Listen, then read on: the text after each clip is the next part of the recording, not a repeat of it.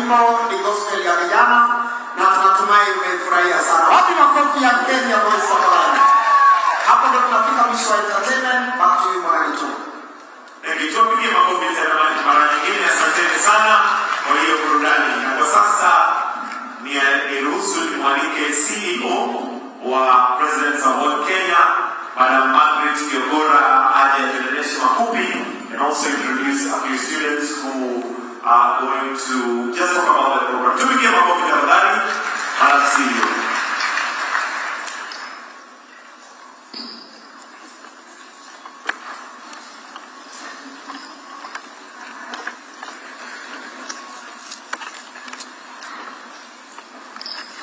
Thank you very much, Your Excellency. Allow me to stand on the protocols observed. And because Gitonga has not spoken, allow me to just mention a few. Your Excellency, the President of the Republic of Kenya, Dr. William Samoei Ruto. Your Excellency, the Cabinet Secretaries and PSs that are here. Our dignitary and our distinguished guests, ladies and gentlemen, God is good, and all the time. Your Excellency, we are very grateful as our patron having given us this opportunity here today to be able to come and celebrate a remarkable achievement of 1,252 young Kenyans who have attained the President's Award Gold level. This achievement reflects exceptional dedication, perseverance, and excellence.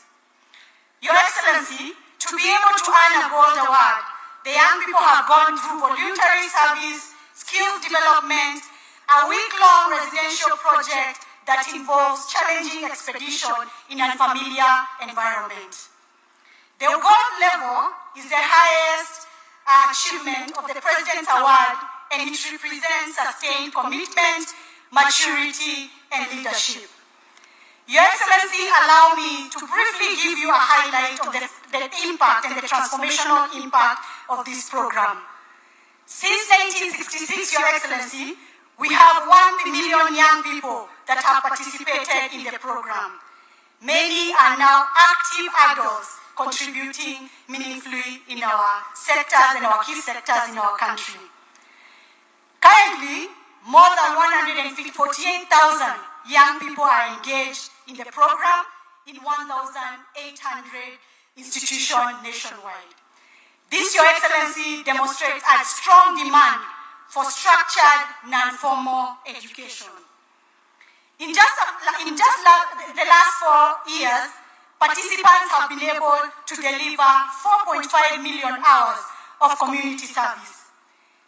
This translates to over 187,000 days of service to our nation.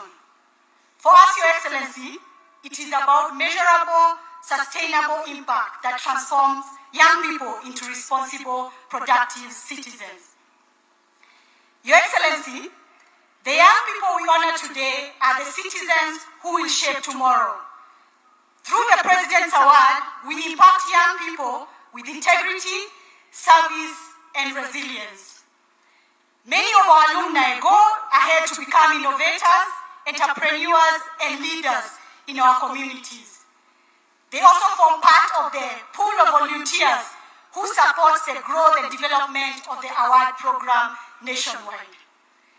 The same young people will confidently access opportunities such as the government opportunity of Nyota program, using the capital not only to start enterprises, but to create jobs and to contribute to the nation's growth.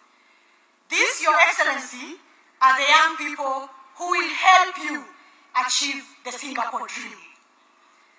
Your Excellency,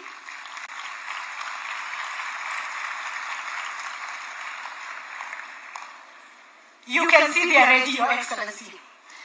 For us, Your Excellency, it is about impact, ensuring young people are not only empowered with resources, but are also equipped with the values and mindset to succeed. As the Nyota program is providing capital, the President's Award will ensure a strong pipeline of value-driven, resilient, and ambitious young people equipped to succeed. In conclusion, Your Excellency, I would like to appreciate and to express our deepest appreciation for ensuring that you personally celebrate and award these outstanding young people today. Asante sana.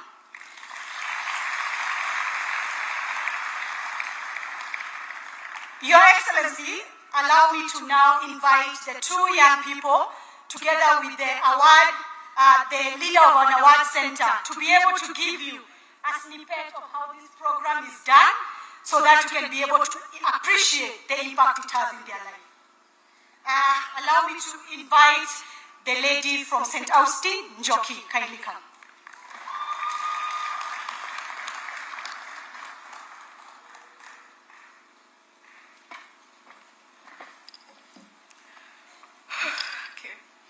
Good morning, Mr. President.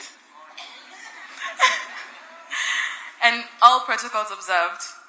My name is Amani Njoki, a student in my final year at St. Austin's Academy in Nairobi.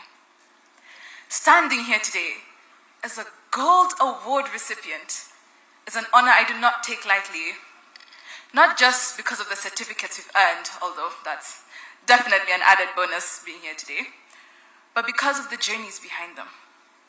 The moments that stretched us, tested us, and pushed us far beyond what we thought we were capable of. Through the award, I've learned that some of the most meaningful lessons don't always happen within classroom walls. Over the adventurous journeys and tiresome hikes that got us to this qualification, I've played the roles of a navigator, a group leader, and a first aider. Roles that called for responsibility, pressure, and came with more than a few wrong turns, but they also taught me how to work with others, how to remain resilient when things don't always go to plan, and perhaps most importantly, how to remain patient, especially when my group was convinced we were somehow reading the map upside down. But the memory that stays with me most is from our residential project in Kajiado County. We built a fence for Lendoko Primary School, a school caught in the middle of a wildlife corridor. For years, the community longed for a perimeter wall, and through the award, we were able to help make that possible. These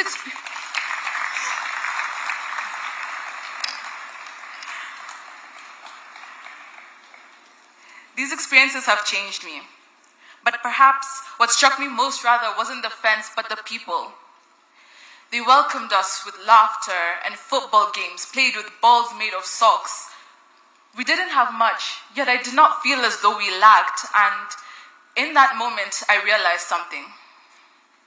They say you must walk a mile in a man's shoes to truly understand his life. But let me tell you, for me, it didn't even take 10 footsteps to start counting my own blessings. The things we often take for granted, education, resources, opportunity, they maximize with so little. Just imagine what they could achieve with a fraction of what we often waste or overlook. The award has pushed me beyond my comfort zone, teaching me how to lead and how to follow, how to serve with empathy and impact.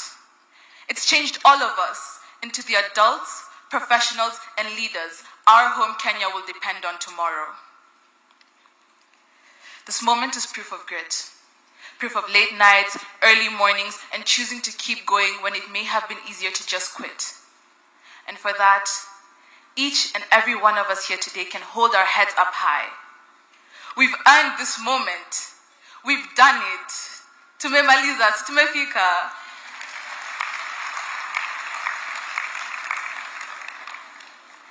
Your Excellency, my one humble request is that you continue to support and expand the award so that more young people across our nation, in every county, every school, can have the same chance we've had, can have the honor to be where we are today.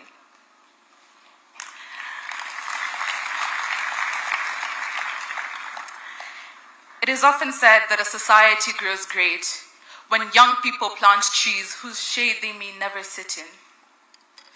Through the award, we've learned to serve beyond ourselves, to build, to give, and to invest in a future bigger than any one of us.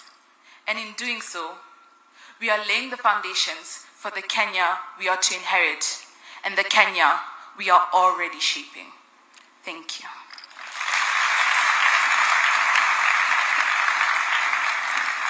Thank you very much, Njoki. The gentleman from Jaribuni School, kindly come.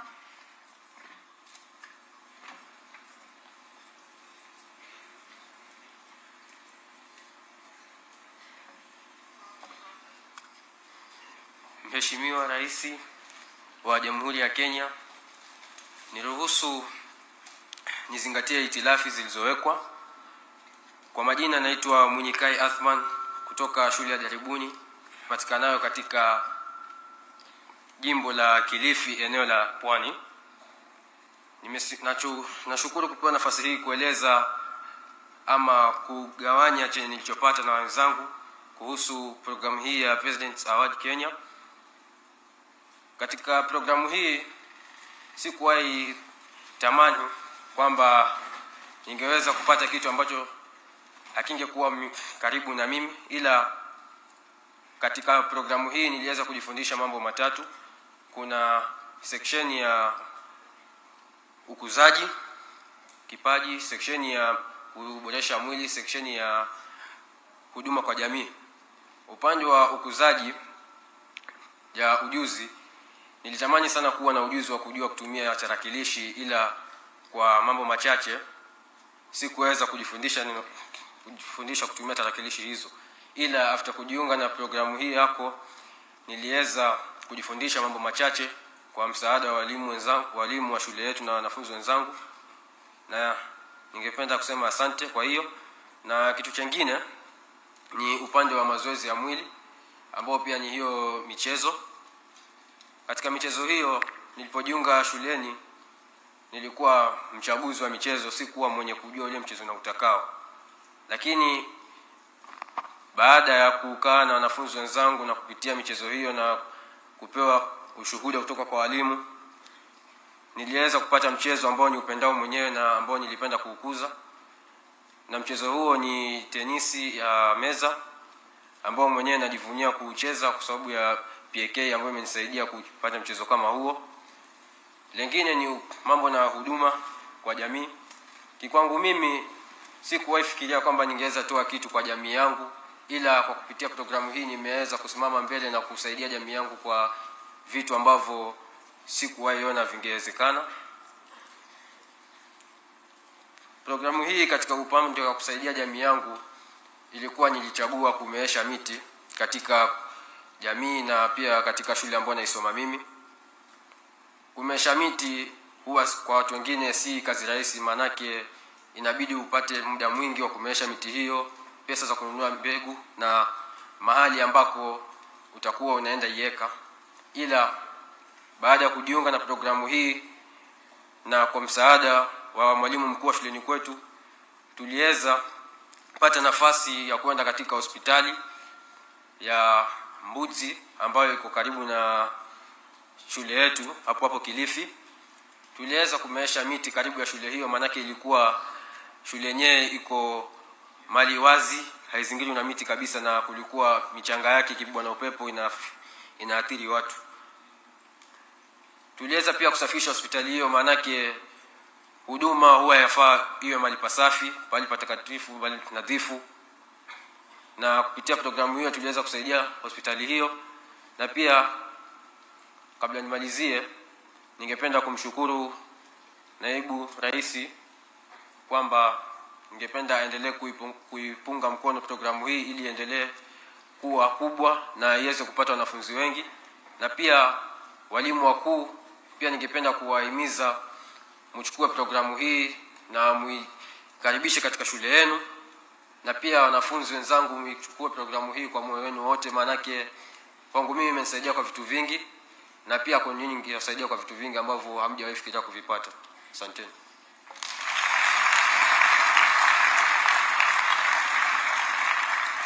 Asante sana. Finally, allow me to invite Madam Justina.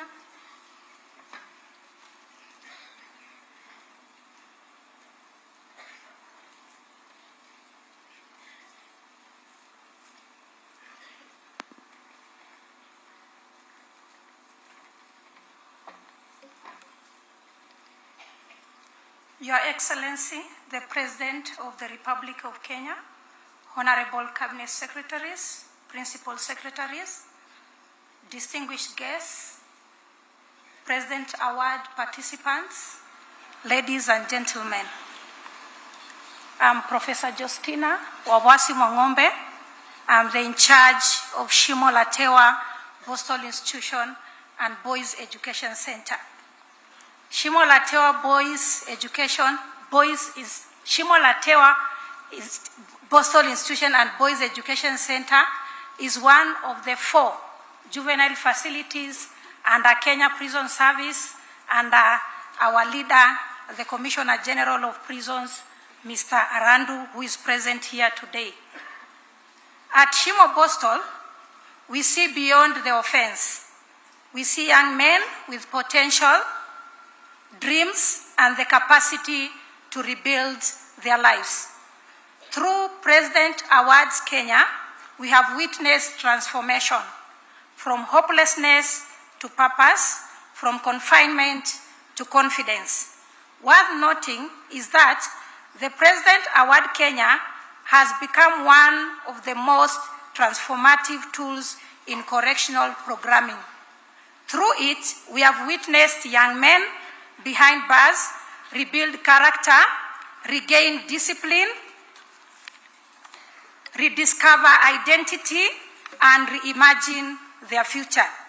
Your Excellency, to be specific, the PA Kenya program empowers our youth through its 4 key pillars, namely voluntary service, where our young people participate in environmental care, mentorship, brass band engagement with the community through our social responsibility work within Mombasa, Kilifi, and Kwale counties.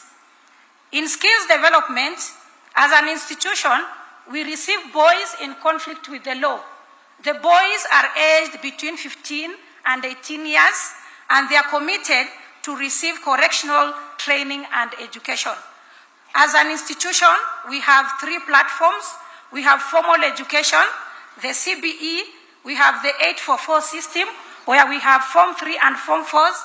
We also have vocational training with 20 NITA-supported programs, life skills, and other skills.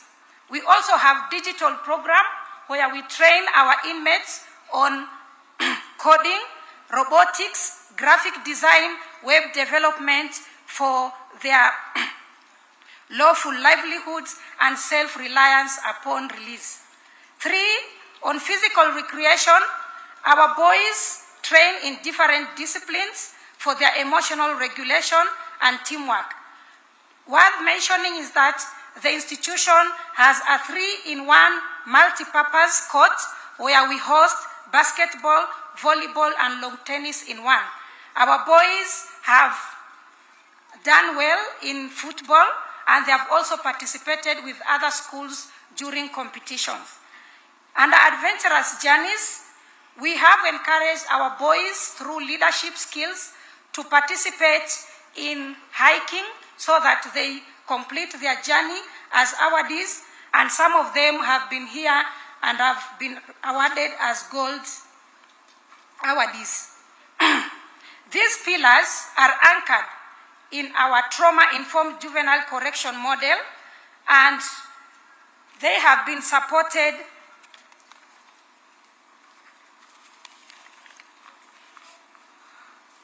in participating in other activities, including climate action, where our boys have applied the 3 R's of waste management, of recycle, reuse, and reduce use to create safe spaces within our institution. The institution has an eco-friendly library, a digital booth made from recycled and reused high-carbon plastic materials, which would otherwise would have caused a lot of damage to the environment if they were not used in a proper way. So that is our program under climate action. Again, our boys nurture over 10,000 trees within Shimo La Tewa Postal. And then lastly, Your Excellency, I wish to call for greater support and recognition as follows: that we request the government agencies to formally recognize PA Kenya participation during reintegration through priority in youth employment programs for our boys after release. We also urge employers and county governments to give these reformed young men and women from correctional facilities a chance of dignified work related to the skills learned in order to break the cycle of stigma and recidivism. God bless PA Kenya. God bless our nation. Thank you.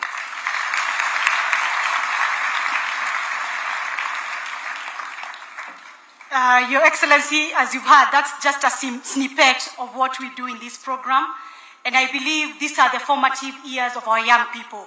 We thank you for your patronage and we look forward to more. Thank you very much.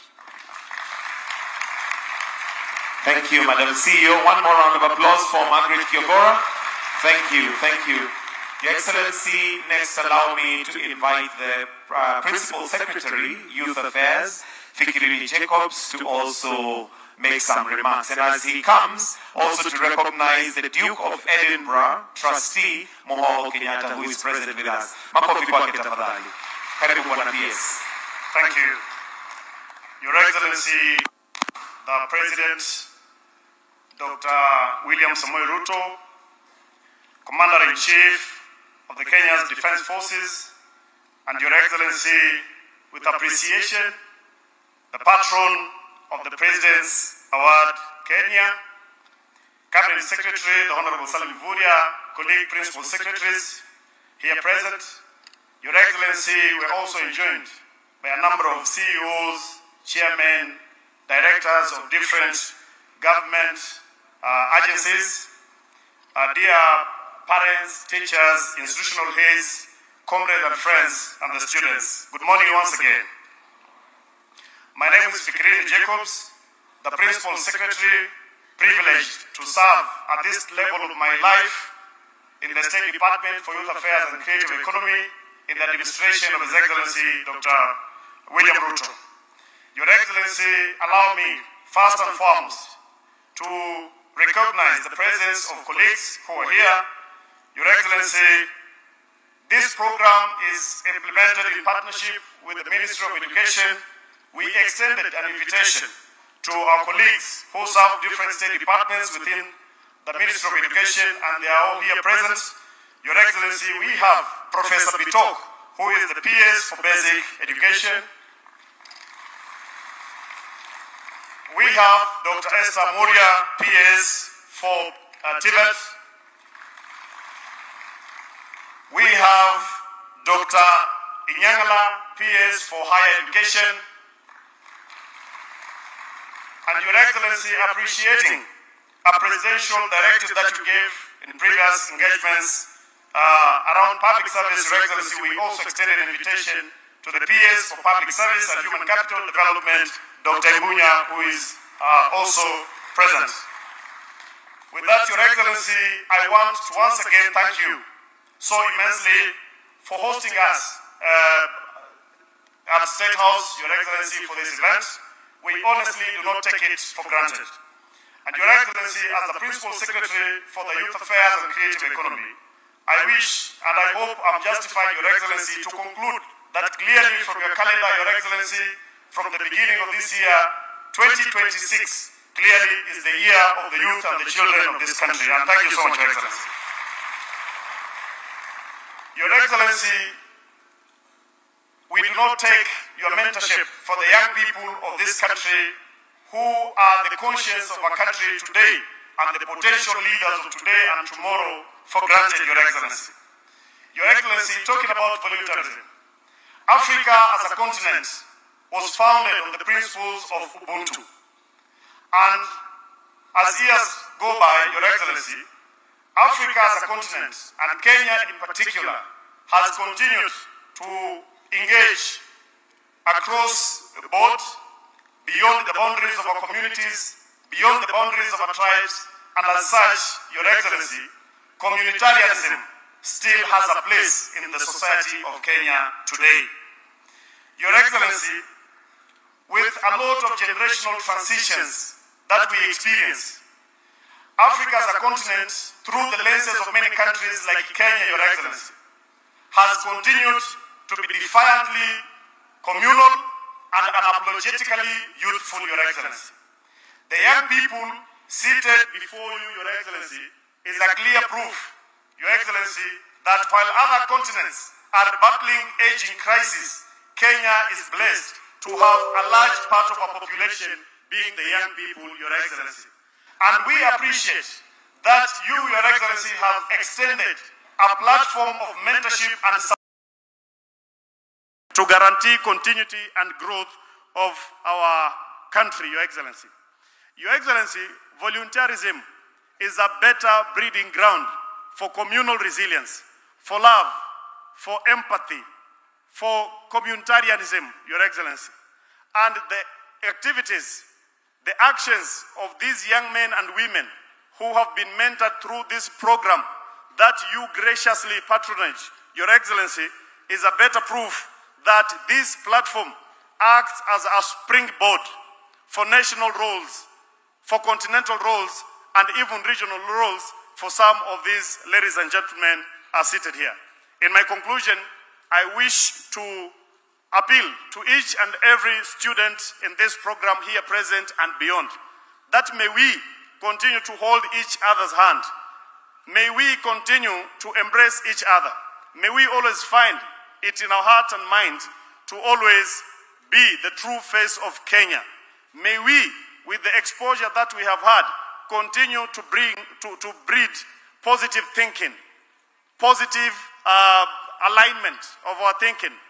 May we continue to breed mindy education, the spirit of volunteerism, and always wish to see Kenya a better place.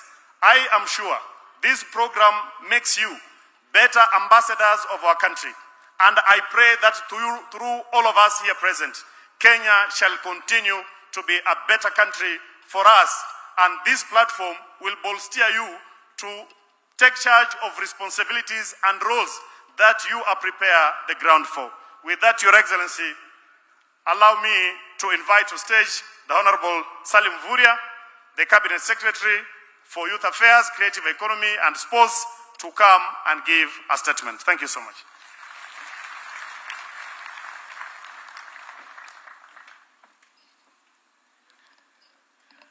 Your Excellency, Dr. William Samoei Ruto, President of the Republic of Kenya,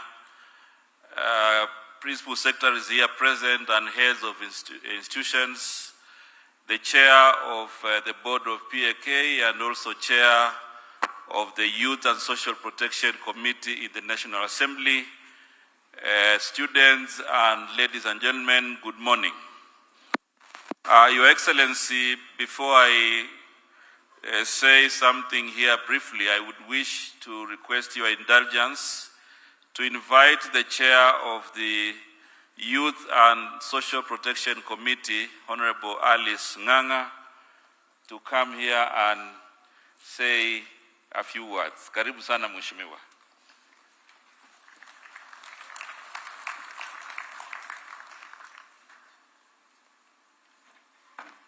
Thank you very much, Your Excellency, the President.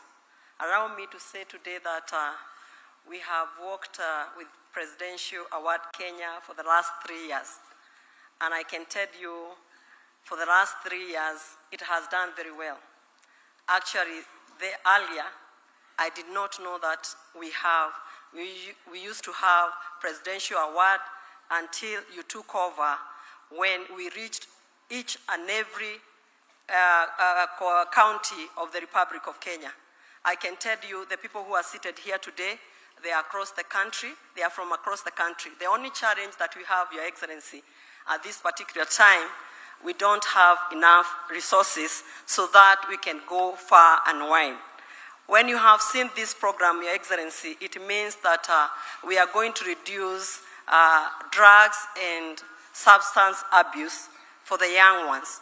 And you have seen they cater for between 14 and 24 years of age. That one, it is where we need to nurture them early enough so that they will not indulge in drugs and substance abuse.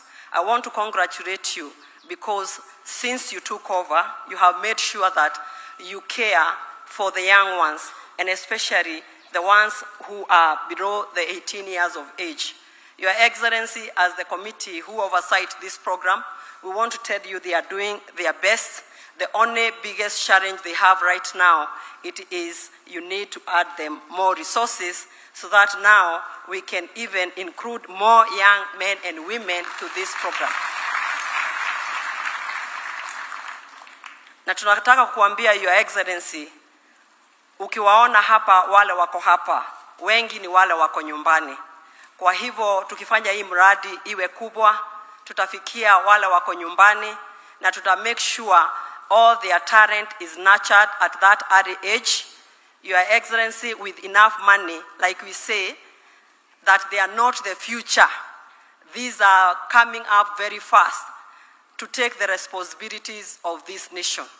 So immediately they finish their school at the age of 18 from 4, and they go to the university for the 4 years. By the time they go to search for work or to look for work, they will not be asked where is the experience. They already have the experience from what they got from the Presidential Award Kenya. So tungetaka kukuambia Rais wetu wa Jamhuri yetu ya Kenya, for the next year, coming year, it will be bigger and better, so that we can include all our children across the Republic of Kenya. Asante sana na tunakushukuru sana hata kwa kutuarika hapa State House. Ndio wale wengine wako nyumbani, they pull up their socks once the resources gets to them so that they can visit you next year. Asanteni sana na Mungu ambariki.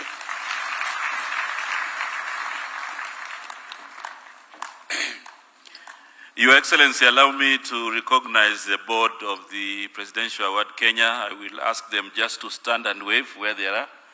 The chair and the board, please. Your Excellency, that's the board of Presidential Award Kenya. Thank you very much. You can take your seat. Your Excellency, I want to say that today is a momentous occasion, and you have graciously allowed, the youth of our country to be here in this occasion. Your Excellency, you are the patron of this program. However, I want to take this opportunity to appreciate and congratulate you for ensuring that you continue to provide spaces for the young people of our country.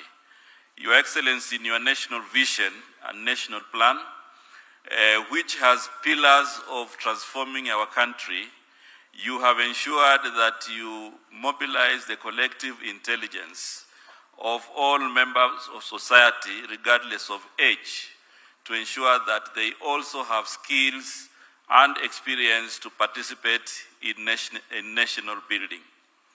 I want to congratulate the gold awardees of today, because through this program, they have been able to learn mentorship, they have been able to learn leadership skills, and many other life skills that will allow them to be responsible citizens in the future.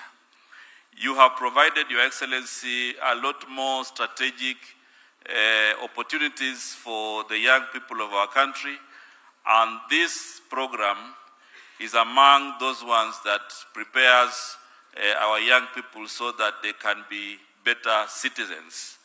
I'm very happy, Your Excellency, to report that this program is going on across Kenya, across institutions, and we will strive to ensure that we have many more youth participating in this program, because apart from their education, they need life skills that can help them to manage the challenges of development and the challenges of community. And therefore, this program is very, very important. And as a ministry, we will continue to support the Presidential Award Kenya, to work here with national partners, but also with international partners, so that this program can continue. Your Excellency, also through the National Volunteer Policy, we will continue also to bring on board many more institutions and many more youth across Kenya, so that they can also benefit, from aligned and mainstreamed voluntary program. The voluntary program is not just volunteering time, but is creating an enabling environment for learning, for confidence building, for passion, and it is also creating an interface to enjoy the diversity of Kenya and also to foster national unity. So, Your Excellency, this is a program we want to assure you that we will continue to work with other agencies of government and the ministries in a whole government approach so that we can continue to give it a lot of support. Even my colleague in education and also public service, they were supposed to be here, but they are ably represented by their principal secretaries. And therefore, I also want to advise those participating in this program. It is a one-time opportunity for you also to shape your career. So take this program seriously. As you can see, His Excellency the President recognizes this program. There are a lot of other benefits that come with gold awards, and therefore all those who have never been to this program, please enlist yourself in this program because it is beneficial not just for your academic, but also to build resilience and life skills as you also prepare for national building. I want to thank the institutions that have nurtured the young people and will continue to work with you to ensure that this program becomes much, much stronger. With those few remarks, I would wish to request all of us to stand as I invite His Excellency the President to address you and address the nation. Karibu sana, Your Excellency. Thank you very much.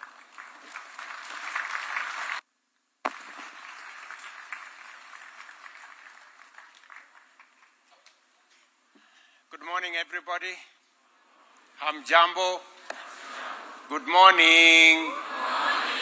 How are you? Thank you very much. Let's take our seats.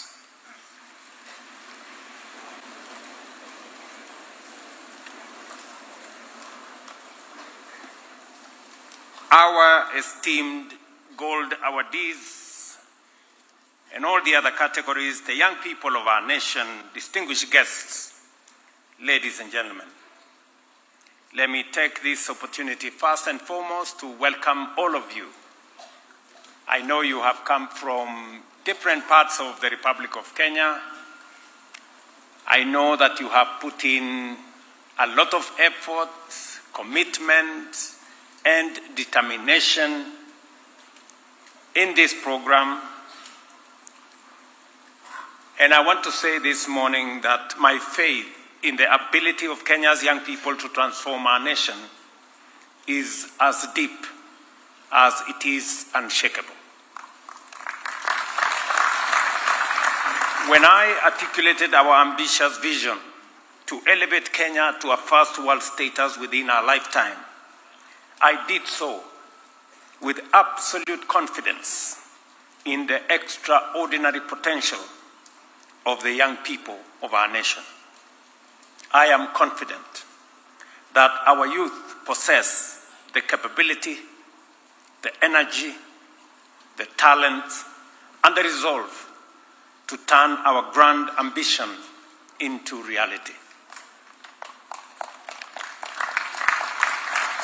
As I have said before, and I say it again today, with conviction, Kenya's youth rank among the very best in the world in terms of our human capital development. You have the skills, you have the aptitude, the competence, and the expertise to excel wherever duty calls, whether here at home or in the global stage. It is for this reason that I am especially pleased to welcome you to this year's Gold Award presentation under the President's Award Kenya. As patron, I am deeply honored to stand with you to celebrate the extraordinary milestones in the lives of these young men and women, the recipients of the Gold Award. Listening to young Munyikai here, and he talked about a place called Jaribuni. And I've had the privilege to visit Jaribuni. And just for your information, Munyikai, the hospital you talked about, Mbudzi, right? That facility. A few years ago, I came to lay the foundation for that hospital. And I heard you talk about the dusty road and the environmental situation that was presented by that dusty road. Again, I had the privilege last year to come and commission the tarmacking of that dust road. And it speaks to what Kenya is. I never imagined that a young man from that part of Kenya, Jaribuni, would be in State House today. That tells me that there is tremendous potential in every young person, irrespective of where they come from, their station in life. All that matters is your determination, your commitment, and the effort you put in.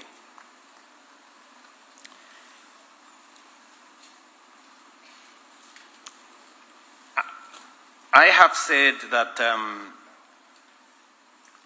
as we celebrate this moment today, we are giving more than a word. We are recognizing effort, we are celebrating sacrifice and grit. We are celebrating young Kenyans who stayed the course when it seemed insurmountable, who showed up when it would have been easier to walk away, and who chose to do the right thing when no one was watching. As I listened to Amani and her incredible statement, I could see the talent and the wealth of Kenya's young people and what they can present. Ladies and gentlemen, the theme of today's ceremony, shaping young people's character and encouraging purposeful volunteerism, it goes to the very core of what the President's Award stands for. It reminds us that education does not end in the classroom, and that knowledge alone is not enough.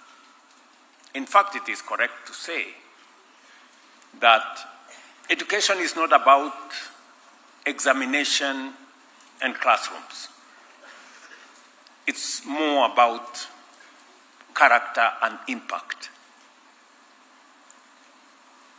What ultimately matters is the character we build, the values we uphold, and the willingness to serve what is greater than ourselves. One of the most tangible ways to demonstrate character is through service to others. Volunteerism is a powerful act, is a powerful act of hope and support. Purposeful volunteerism involves recognizing that you are a part of something bigger than yourself. It means understanding that your abilities and talents should be shared and that your community's well-being is tied to your own. Ladies and gentlemen, as I mentioned earlier, education and youth empowerment are central to the government's development agenda. That is why we have identified education as a central pillar in Kenya's transformation. Over the past 3 years, we have completed the transition to competence-based education. We have recruited 100,000 teachers and built more than 23,000 classrooms across the country to expand access and improve learning outcomes. We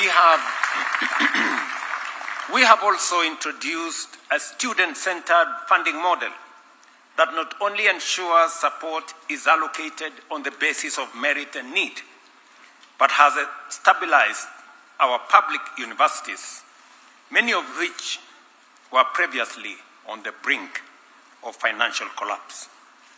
In addition, we have committed to scaling up our National Research Fund to 2% of GDP because no nation can achieve sustained prosperity without investing in knowledge, innovation, and human capital development.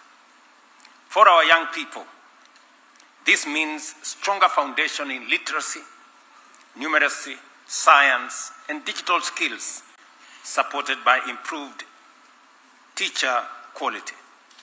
It also means a modernized curriculum, expanded TVET opportunities, stronger leadership and entrepreneurship pathways. I am continuously inspired by the stories emerging from the President's Award Program, and allow me to highlight just a few that capture its transformative power.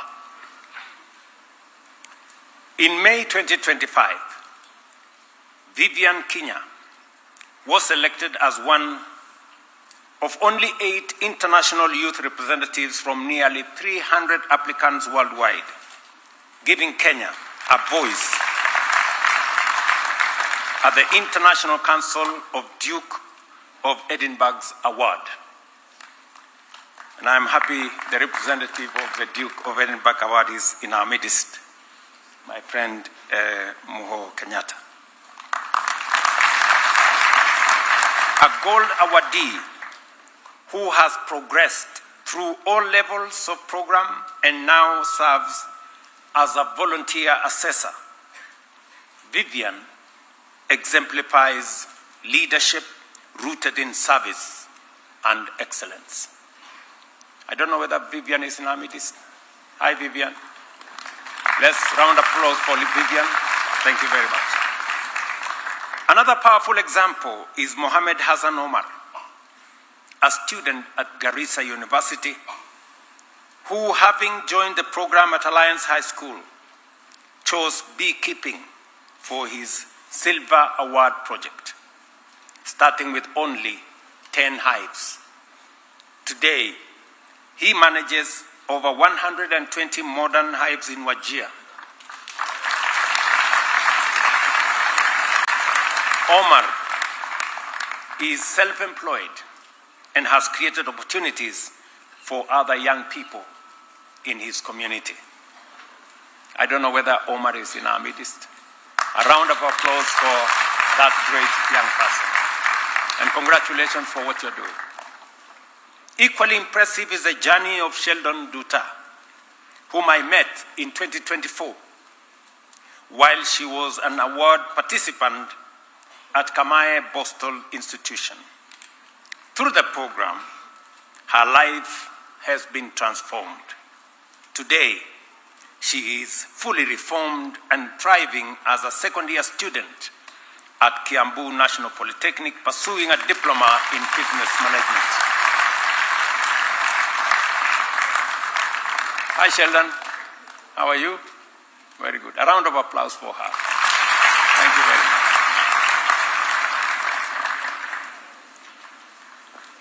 These stories remind us that leadership is not defined by titles, but by service. That success is not measured by personal gain alone, but by the change we create.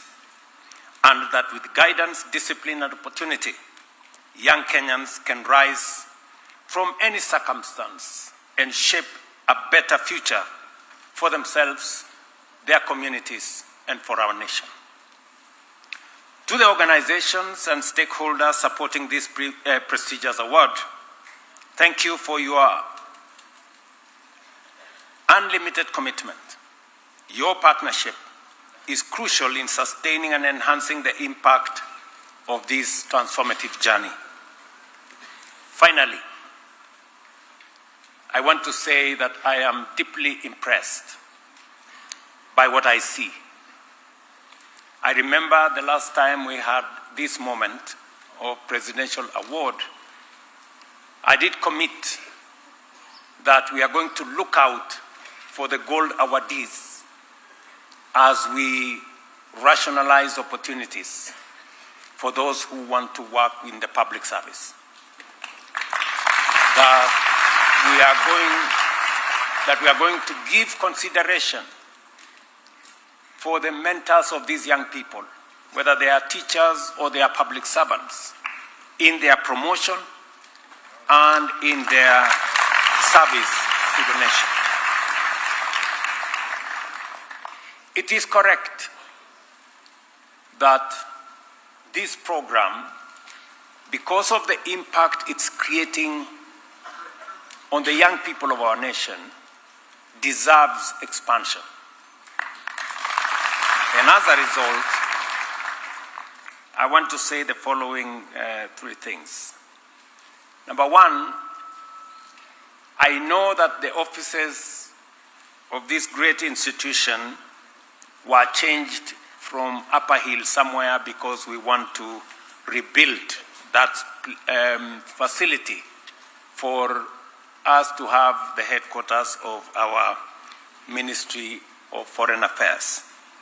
As a result, I have instructed the head of public service to find appropriate modern offices for the Presidential Award agency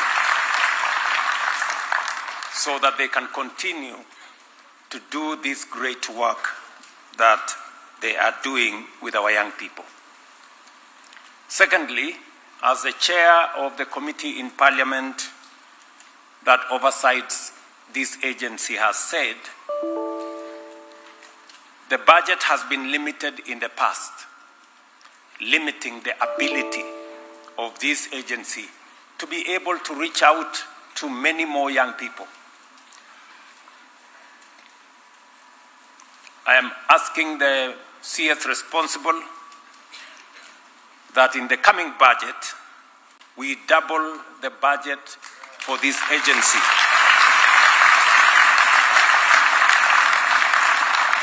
so that they can extend this most consequential training and reach out of our young people into more schools and more institutions. And thirdly, I am informed that there is need for additional human resource to work in this agency so that they can provide additional capacity for them to reach and expand the impact of this agency. And therefore, the CS is going to work with the Public Service Commission to make sure that we recruit additional staff to support this exercise going into the future. As I listened to both Munyikai and Amani, I was persuaded that it is indeed possible, and you have reinforced my faith in not just ourselves, but in the capacity of Kenya to move to a first world economy status in our lifetime.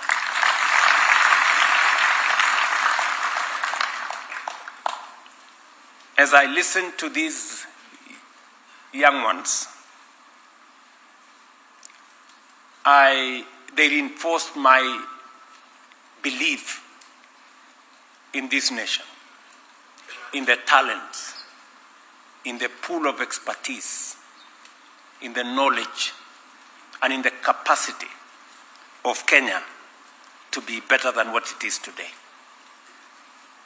We are undertaking some of the most consequential, transformative programs in our nation. A day and a half ago, we went to the stock exchange to raise 110 billion shillings to undertake what I believe is going to be some of the most transformative interventions that we have rolled out. I know for sure that as we work with all the stakeholders, the single most important resource and asset that we have as a nation is our human capital. A big portion of it being the young people of our nation. And that is why we are investing resources in the education, the training, the mentorship of the young people of our nation, so that we develop not just the hardware, but we also develop the software for our nation. I want to urge every young person here to believe in our country. Do not allow yourselves to be consumed by the pessimism that afflicts some voices in our public life. Optimistic people see opportunity in every challenge, while pessimists see only obstacles in every opportunity. Kenya's future belongs to those who choose hope, effort, and purpose. Congratulations to all the gold awardees and life members of the award holders' alumni. May you continue to shine brightly, and may your light illuminate the path for many others. My statement was not the main statement. Let me now introduce you to the main statement of this event.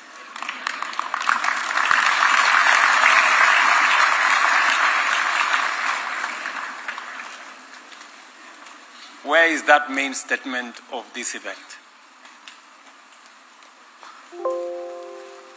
And I want each and every one of us to pay very special attention to the main statement of this event.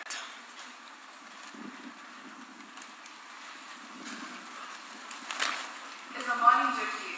A student in my final year at St. Austin's Academy in Nairobi. Standing here today as a Gold Award recipient is an honor I do not take lightly, not just because of the certificates we've earned, although that's definitely an added bonus being here today, but because of the journeys behind them. The moments that stretched us, tested us, and pushed us far beyond what we thought we were capable of.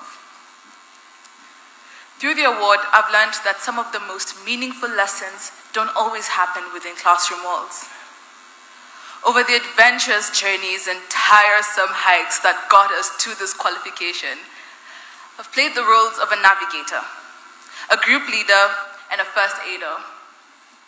Roles that called for responsibility, pressure, and came with more than a few wrong turns, but they also taught me how to work with others, how to remain resilient when things don't always go to plan, and perhaps most importantly, how to remain patient, especially when my group was convinced we were somehow reading the map upside down.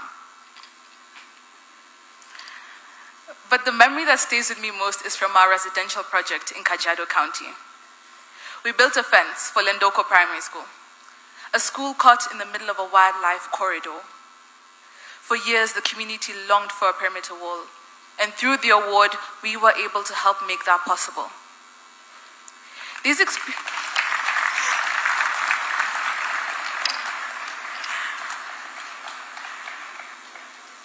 These experiences have changed me.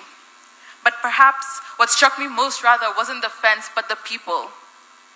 They welcomed us with laughter and football games played with balls made of socks. We didn't have much, yet I did not feel as though we lacked, and in that moment, I realized something.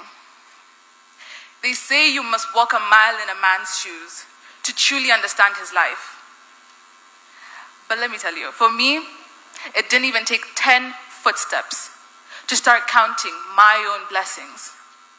The things we often take for granted: education, resources, opportunity. They maximize it so little. Just imagine what they could achieve with a fraction of what we often waste or overlook. The award has pushed me beyond my comfort zone, teaching me how to lead and how to follow, how to serve with empathy and impact. It's changed all of us into the adults, professionals, and leaders our home Kenya will depend on tomorrow. This moment is proof of grit, proof of late nights, early mornings, and choosing to keep going when it may have been easier to just quit. And for that, each and every one of us here today can hold our heads up high. We've earned this moment. We've done it. Tumemaliza, tumefika.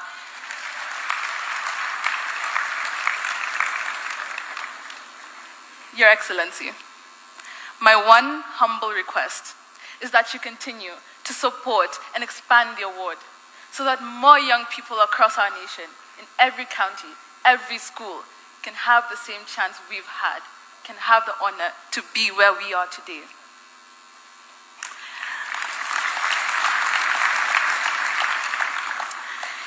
It is often said that a society grows great when young people plant trees whose shade they may never sit in. Through the award, we've learned to serve beyond ourselves, to build, to give, and to invest in a future bigger than any one of us. And in doing so, we are laying the foundations for the Kenya we are to inherit and the Kenya we are already shaping. Thank you. My name is Amani Njoki. A round of applause for the main speaker of this meeting.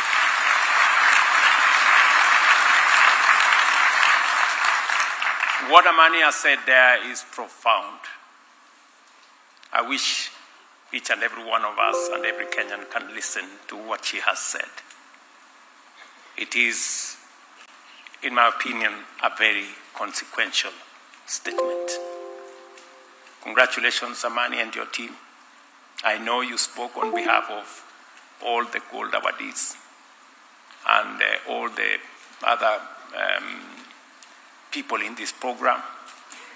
And your wishes of expanding this program to reach many more young people is therefore granted. So, thank you very much. My very best wishes. Mkirudi nyumbani si mtasalimia wazazi wenu jameni? Mtawasalimia wazazi? Na mtasalimia pia wanafunzi wenzenu na marafiki zenu, si ndio? And please ask them to be part and parcel of this great movement, and I am looking forward to the next cohort of awardees. Asanteni sana, may God bless you, I wish you the very best, and I love you guys. Asante sana. A wonderful round of applause for His Excellency. Your Excellency, sir, with your permission, we'll now progress to the awards. So I'll humbly request Your Excellency to kindly come to the center here. And we'll do this in clusters. Let's take our seats, please. Kindly, let's take our seats. We are moving now to the actual awards. We have a total of 58 awards to be given out. 14 are in clusters, and I'll invite the clusters in the following order. So those who are representing the clusters, kindly you'll come in this order. Madam CEO, if you can kindly help me with certificates. We'll start with AIC Jericho, CDC Youth Development Center. If you can kindly come forward.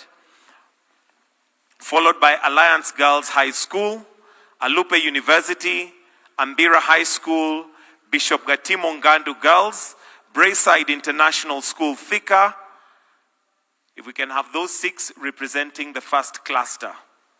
So if they can kindly come forward, I'll repeat: AIC Jericho CDC Development Center, Alliance Girls High School, Alupe University, Ambira High School, Bishop Gatimo Ngandu Girls, and Brayside International School Thika. The representatives, we're waiting for you. Oh, they're right here. Your Excellency, sir. Your Excellency, if I may request that you kindly come and do the honors to give their awards. And a round of applause for them as they're coming. They'll each come and receive a certificate. Then we take a photo after that. So starting with AIC Jericho. CS, if you can join His Excellency.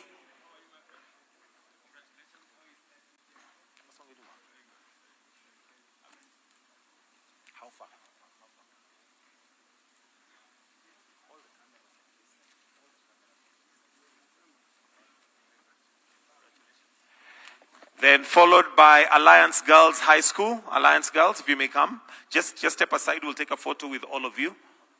Alliance Girls. Followed by Alupe University. Just 1 second.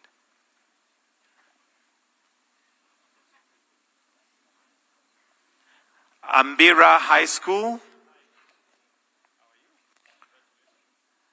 Bishop Gatimo Ngandu Girls, you may be approaching the stage. Then Brayside International School Thika.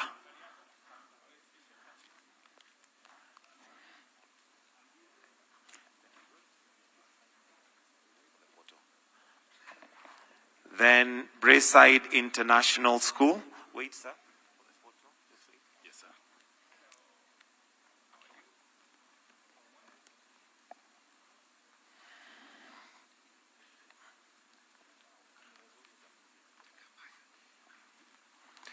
Then that is Brayside International School Thika.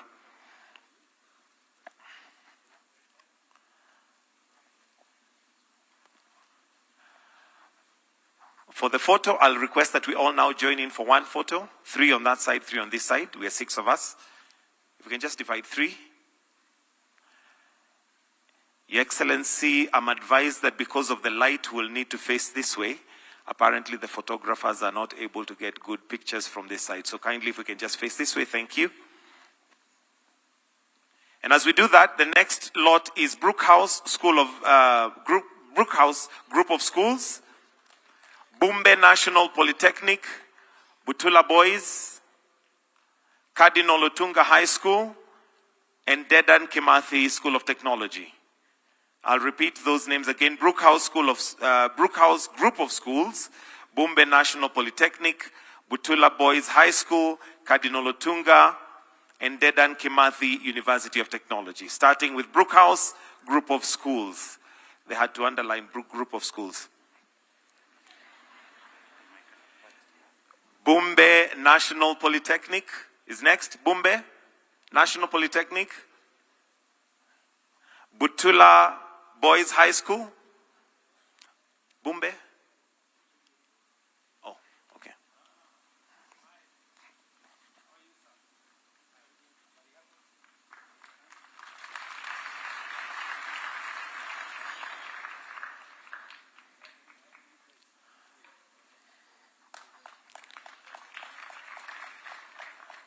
Then Butula Boys High School.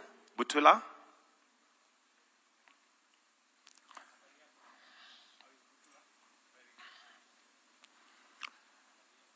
Followed by Cardinal Otunga Girls High School.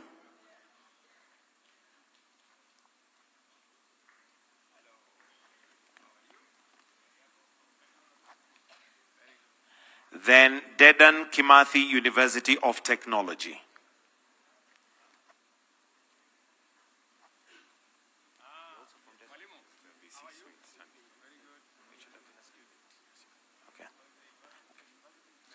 All right, for the group photo, if we can, 3 on that side, 3 on this side, please. And as we do that, Eastern Open Award, Egerton University, Friends School Kamsinga, Friends School Keveye Girls High School, and Gretsa University should be lined up. Eastern Open Award, Egerton University. Eastern, you may progress please. Eastern, makofi kwake tafadhali. Followed by Egerton University. Egerton, I'm told. Group of schools. Some of us didn't go to a group of schools. Egerton, potato. Egerton University, karibu. Then Friends School Kamusinga.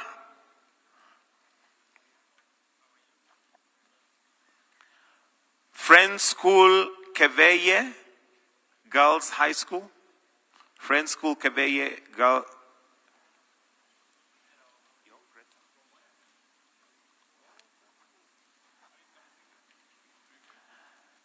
Then Keveye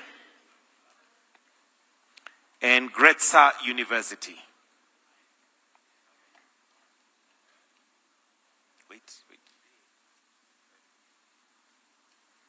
Then Gretsa University. All right, for the group photo after that. And as we do the group photo, Kabarak University, Kabete Polytechnic, Kabianga High School, Kaimosi Friends National Polytechnic, Kamahuha Girls. I have not called. All right, thank you. So next we go to Kabarak University, Kabete Polytechnic, Kabianga High School, Kaimosi Friends National Polytechnic, Kamahuha Girls High School, Kamwenja Teachers College. So starting with Kabarak University. Kabarak University, makofi kwao tafadhali. Followed by Kabete Polytechnic. Just wait there. Kabete Polytechnic. Kabianga High School.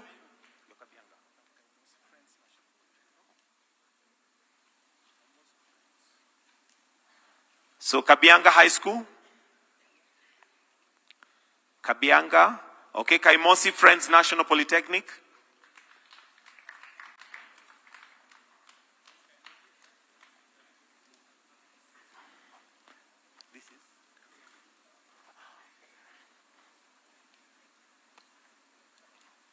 Then Kabianga.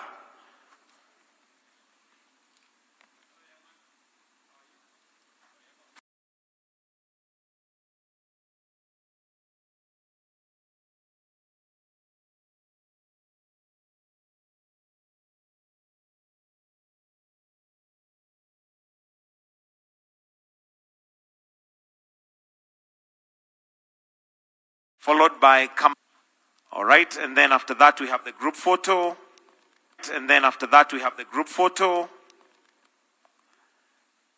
Then we go to Kegonge Boys, Kenyatta University.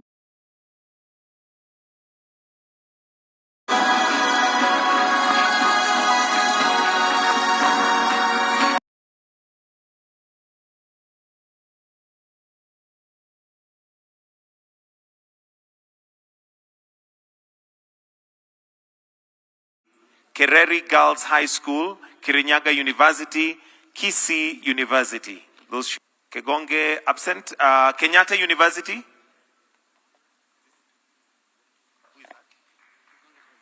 Kegonge Boys. Then Kenyatta University. Amere, I wish you had this list now before I call them. Kenyatta University. Yo? Kenyatta. Huh?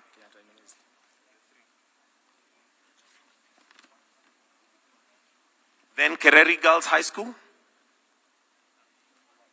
Wait. Stand aside. Kereri Girls High School.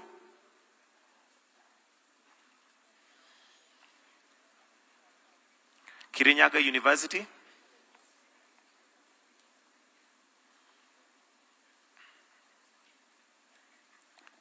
That's Kirinyaga University. Kisii University.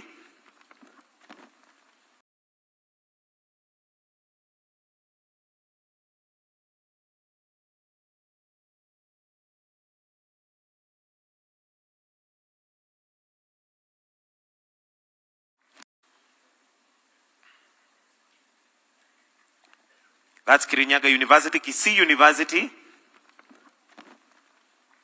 Let's also have... All right, a group photo for those, please. As we now prepare for the 6th cohort, which is Kitobo Mixed Secondary School, KMTC Bungoma Campus, KMTC Busia Campus, KMTC Eldoret, KMTC Kakamega, KMTC Nairobi.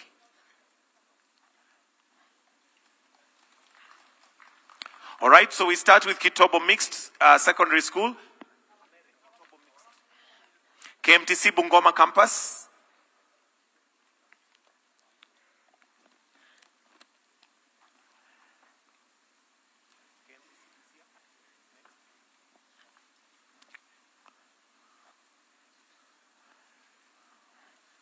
KMTC Bungoma Busia Campus, then KMTC Eldoret,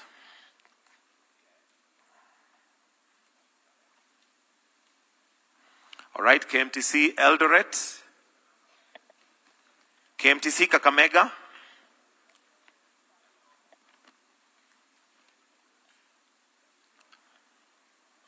KMTC Nairobi,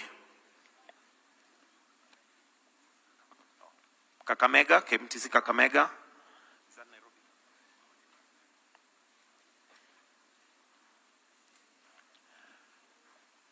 KMTC Nairobi, the last one in that cluster. So the next should be KMTC Teso Campus, KMTC Webuye Campus,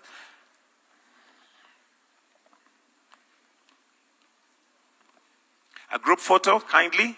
As we do that, KMTC Teso Campus, KMTC Webuye Campus, KMTC Gatondo Campus, Light International Academy, Limuru Girls High School.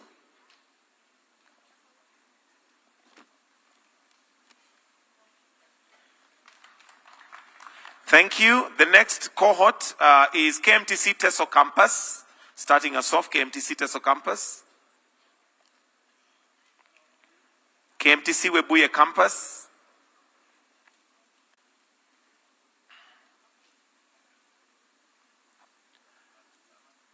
KMTC Webuye, then KMTC Gatondo,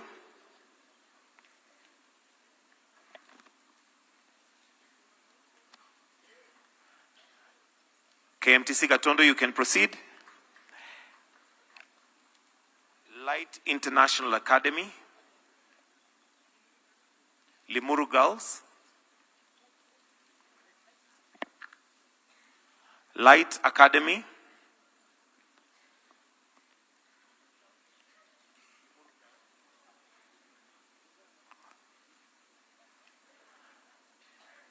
then Limuru Girls is next.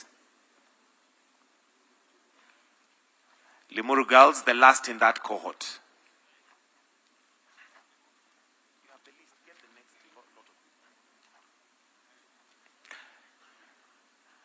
That's Limuru Girls, the last in that cohort. Then after that, we have the group photo.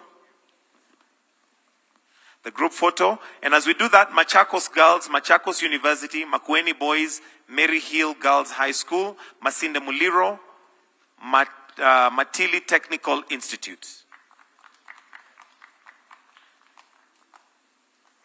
So we start with Machakos Girls, Machakos University, Makueni Boys,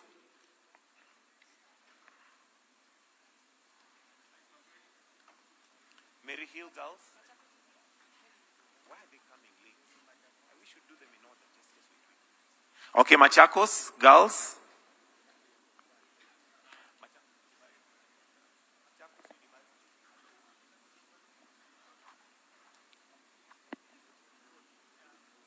Makueni Boys, Mary Hill Girls,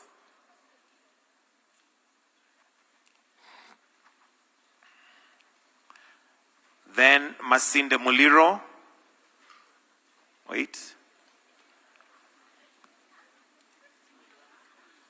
Masinde Muliro, then Matilili Technical Training,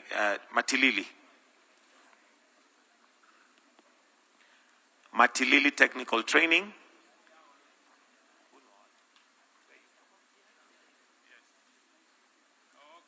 Matilili, Karibu. After that, we have the group photo.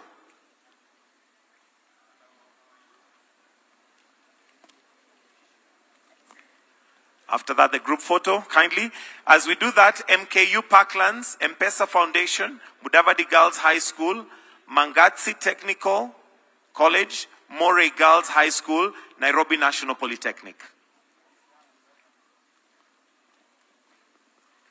All right, MKU Parklands, M-Pesa Foundation, Mudavadi Girls High School,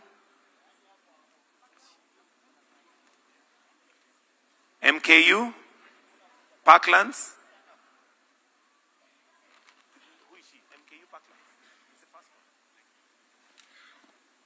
M-Pesa Foundation, Mudavadi Girls.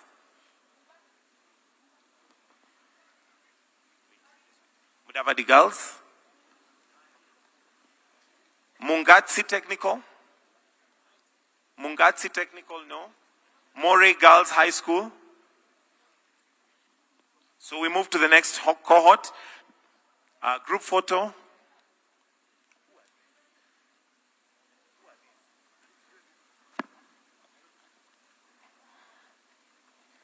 The next cohort is Nuberi Girls Secondary School, Njoro Mixed Secondary School, Nyahururu Elite Academy, Oswald Academy Mombasa, and Oswald Senior. So we start with Nuberi Girls Secondary School. Nairobi National.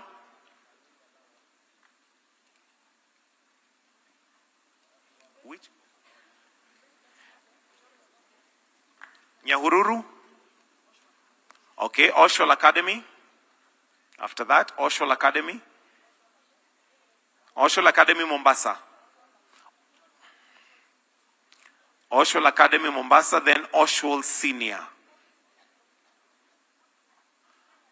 Oswald Senior.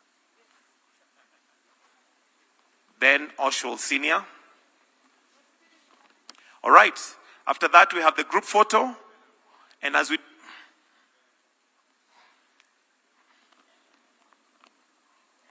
After that, the group photo, Your Excellency. Then let's have Peponi School, Premier Academy, Presbyterian University of East Africa, Rift Open Award, and Rongo University. So we start with Peponi School, Premier Academy. It's Presbyterian there. So Rift Open.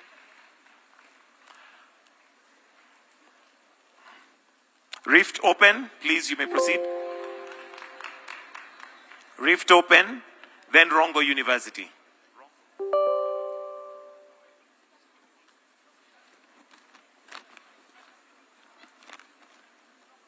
Rongo University, as the last in that cohort.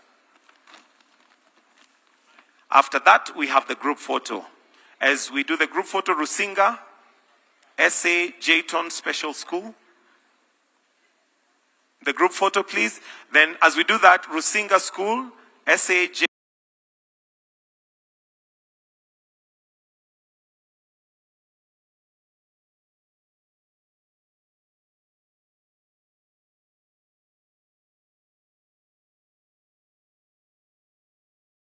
Jayton Special School.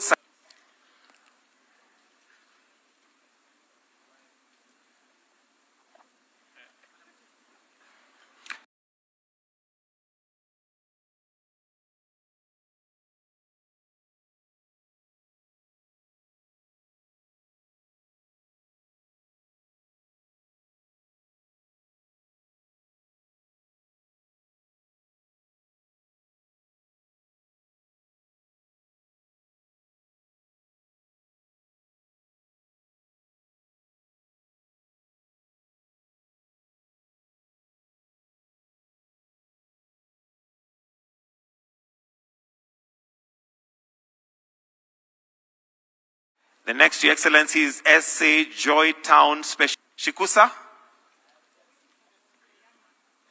If he's not there, we proceed. Shri Swaminarayan. Shri Swaminarayan. Swaminarayan. Shri Swaminarayan. Yes, no? Okay, the group photo.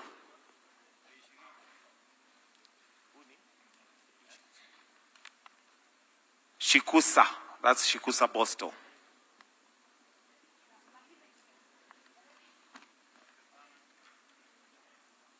The group photo.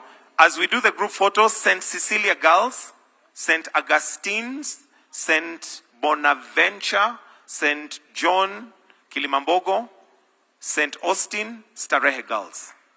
In that order, please.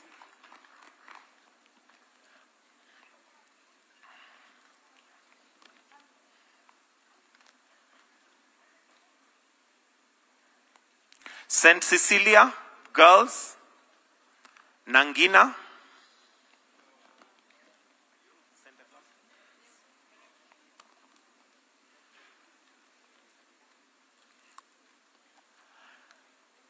followed by St. Augustine's.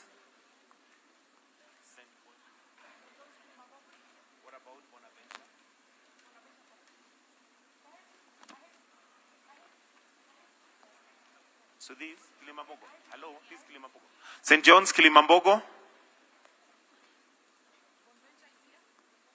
St. Bonaventure, St. Bonaventure, Kaheti Boys.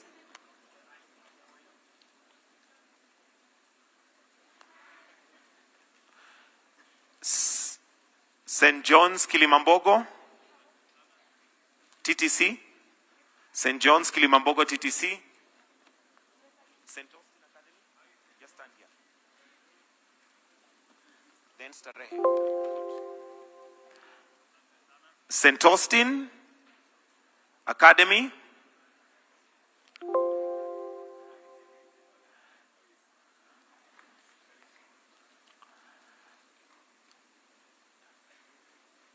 And last in that cluster, Starehe Girls School, Your Excellency. After that, we'll have the group photo. Then we'll have Kenya High School, Thika Technical, Tomotomo, Timbila Boys, University of Eldoret, and USIU. Group photo. The group photo for that, kindly. Then we go to the last cohort, or the last cluster. The last cluster, Your Excellency, the Kenya High School.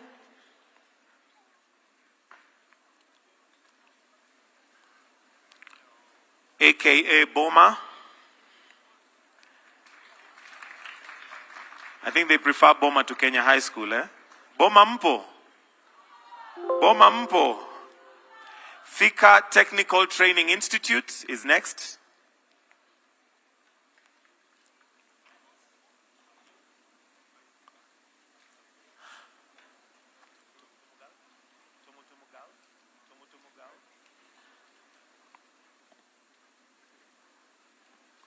Tomotomo Girls, Timbila, University of Eldoret.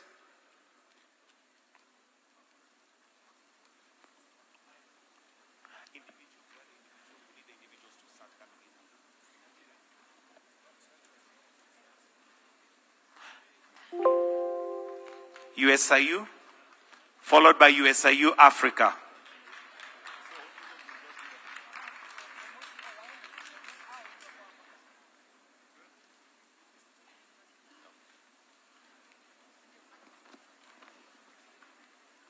Then Kaimosi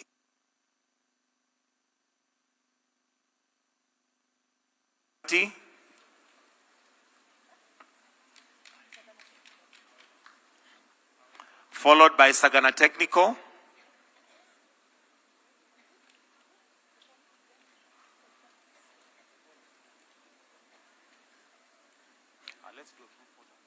Let's do a group photo first for that group.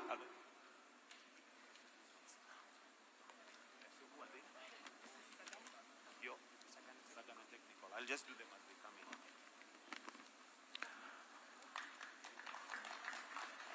All right, thank you, Your Excellency. Starting us off is Sagana Technical.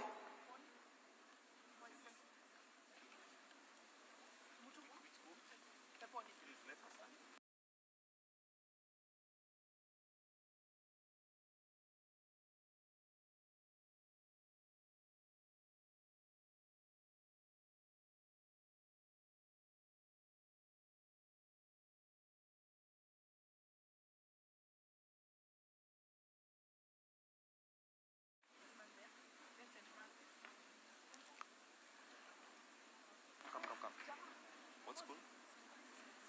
St. Francis? Followed by St. Francis Mangu.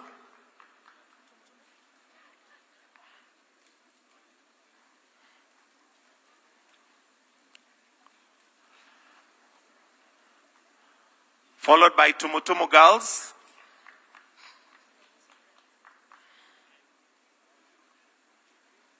Then Kaimosi Friends University.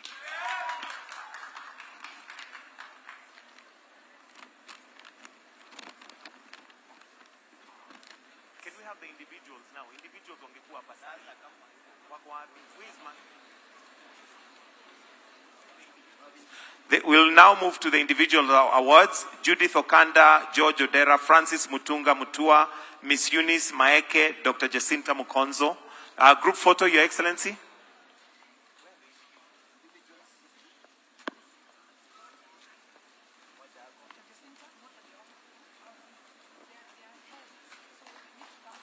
So the next is heads.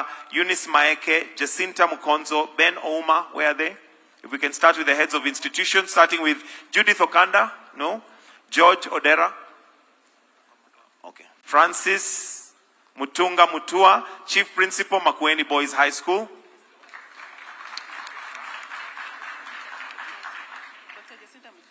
Dr. Jacinta Mukonzo, Principal, KMTC Mombasa.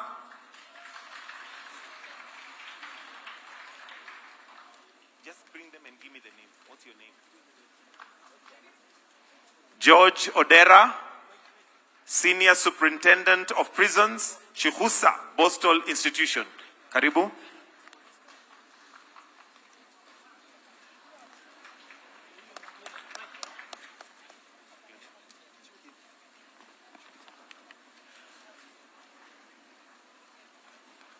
Next is Judith Okanda, Professor Isaac, Professor Henry Kiptoni, Wycliffe Wafula, wherever you are, please make progress.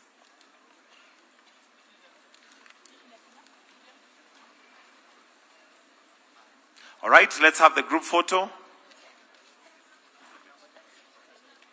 Professor Okay, Plagat. Just this.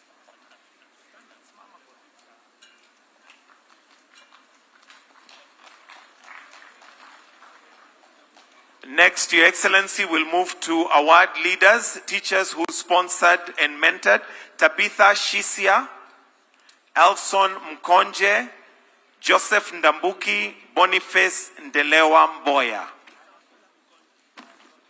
Let me repeat that. Tabitha Shisia, Elson Mkonje, Joseph Ndambuki, Boniface Ndelewa Mboya. Followed by Dr. Ambuchi John Joseph Omolo, Florence Atieno, George Kenywa. Who do we have? Mukonje is here. So let's just proceed. Your Tabitha.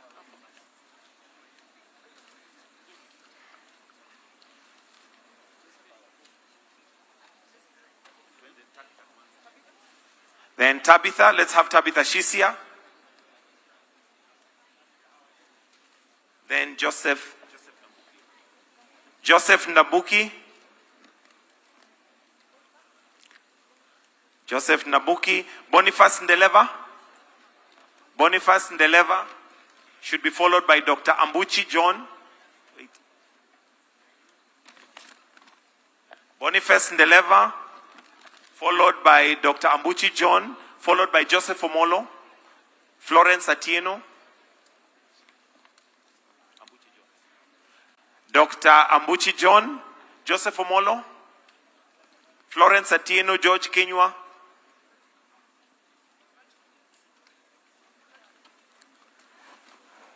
George Kenywa, David Cheriot Lagat, Lucy Wamboi Gitonga, Esther Nyambura.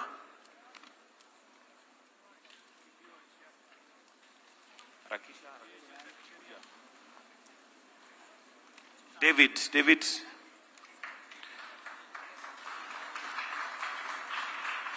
Those, Your Excellency, teachers who were sponsoring and mentoring. If we can do a group photo after that. We'll do that later. Wale wamepitwa, we'll do later.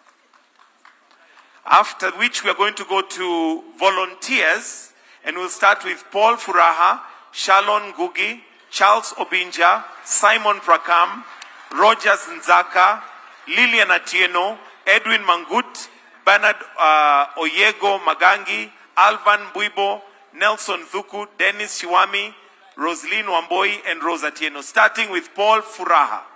Paul Furaha, makofi kwa Paul Furaha. Your Excellency, these are volunteers who have come back to the program to mentor and help those who are going through the program. Shalon Gugi Kimathi. Oh, Shalon. I'm not sure if it's a spelling error. It's Sharon, but it's written Shalon. In my defense. Then Charles Obinga.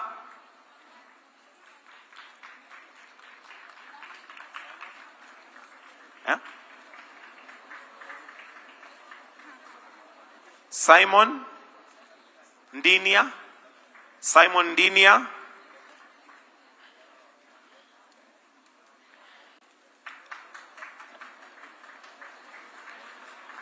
Followed by Rogers Nzaka Matano. Rogers. Followed by Lilian Atieno.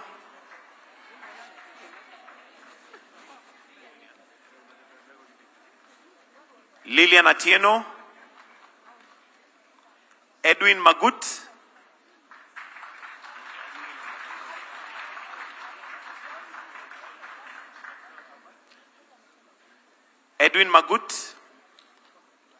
Edwin. Then allow us to do a group photo because of the numbers. Then we'll proceed after that. A group photo after that. So, Bernard, Alvin Guibo, Nelson, Dennis, Rosalind, Rosati.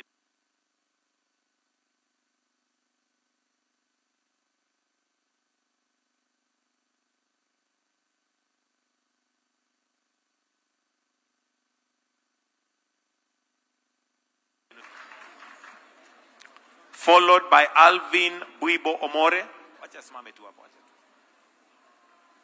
Proceed. Alvin.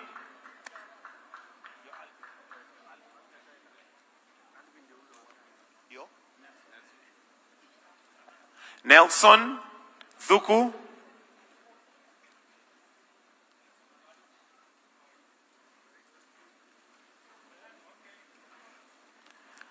Dennis.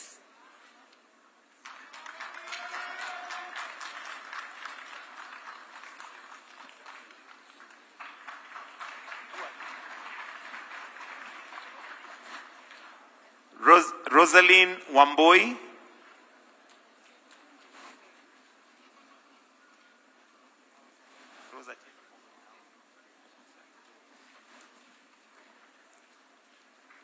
Then Rose Atieno Poka.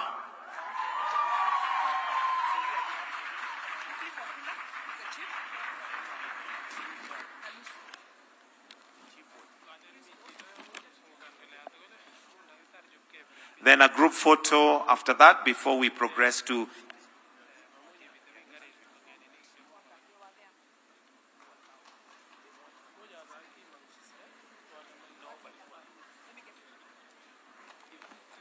then the last cohort, Wycliffe Wafula.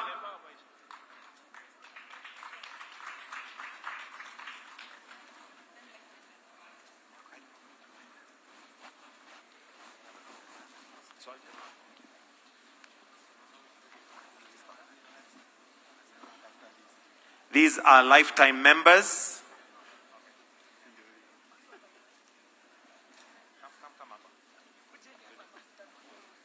Lucy Gitonga. Next.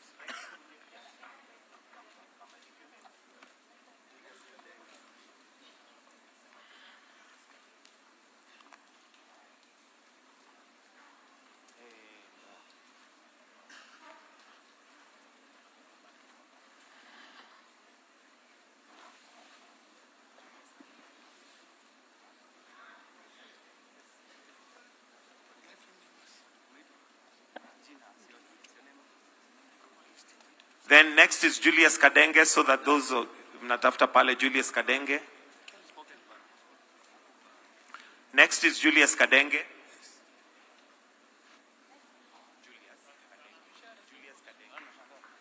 Julius Kadenge, if we can stand aside, just stand aside, we'll take a group photo after.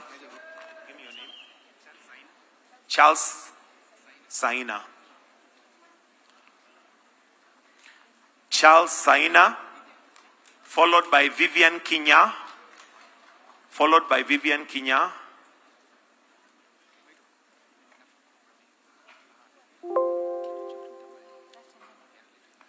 That's Vivian Kinya, followed by Kelvin Mongai. Kelvin Mongai Moria is next. Kelvin Mongai Moria is next.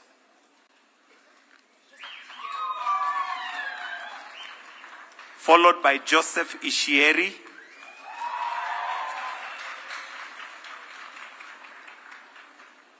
Joseph Ishieri. Followed by Ian Kimathi.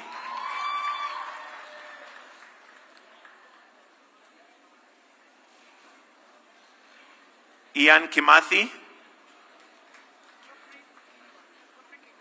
Followed by Geoffrey Kenywa.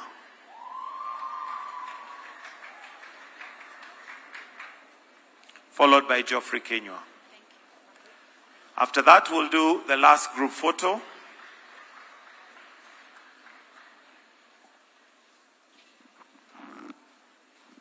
The group photo.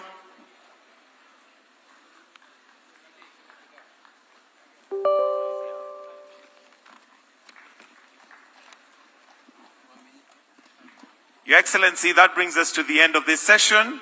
So I'll request that we all be upstanding. We'll finish with the national anthem.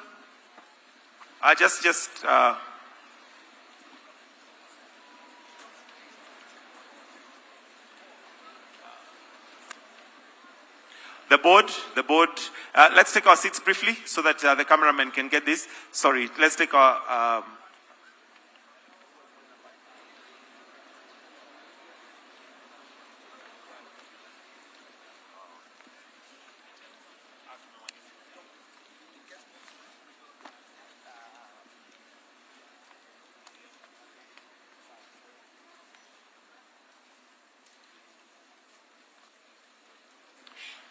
Thank you, Your Excellency.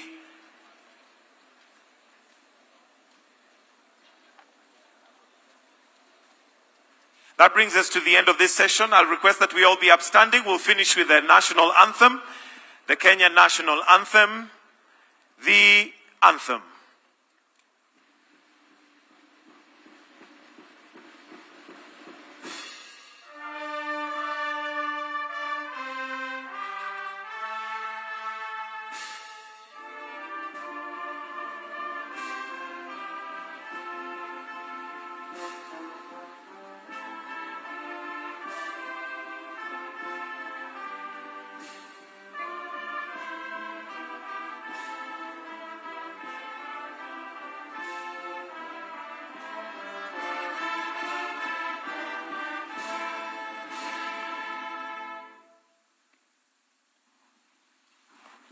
Thank you, Your Excellency. That brings us to the end of this session. We'll allow His Excellency to depart at his own.